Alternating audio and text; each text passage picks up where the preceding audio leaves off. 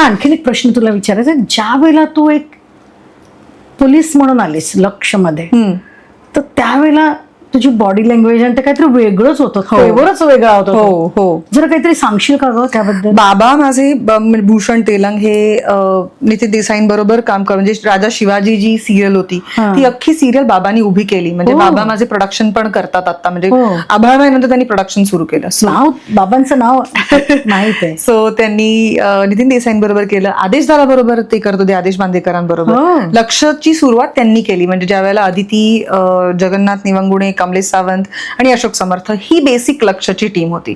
मग त्याच्यानंतर काहीतरी मी दुसरं कुठलं तरी शूट करत होते आणि तिकडनं बाबा सुचित्राताई बरोबर काहीतरी यांची मीटिंग होती बाबांची, आणि मी बाबांना पिकअप करायला म्हणून भेटले. तर सुचित्राताई म्हणाले, अरे हिला कास्ट कर ना, हिला का एपिसोड मध्ये करत नाहीयेस, कर ना. तर बाबांनी असं बघितलं माझ्याकडे. मी बाबांना म्हटलं होतं, लक्षमध्ये जर मी काम केलं तर मी फक्त पोलीस म्हणून करेन, नाही तर मी नाही करणार, मला पोलीसच करायचंय. पण सुचित्राताई आणि आदेश बांदेकर दोघांनीही ते लक्षात ठेवलं. आणि सुचित्राताईंनी मला जेव्हा टीम वाढवली तेव्हा बोलवलं, आणि तसा तो माझा प्रवास लक्षचा सुरू झाला. आणि त्यापूर्वी मी पोलीसचं काहीच केलं नव्हतं. आणि गंमत अशी की जेव्हा मी लक्षमध्ये आले तेव्हा सगळ्यांपेक्षा लहान मी होते, सगळ्या पोलिसांमध्ये जे होते.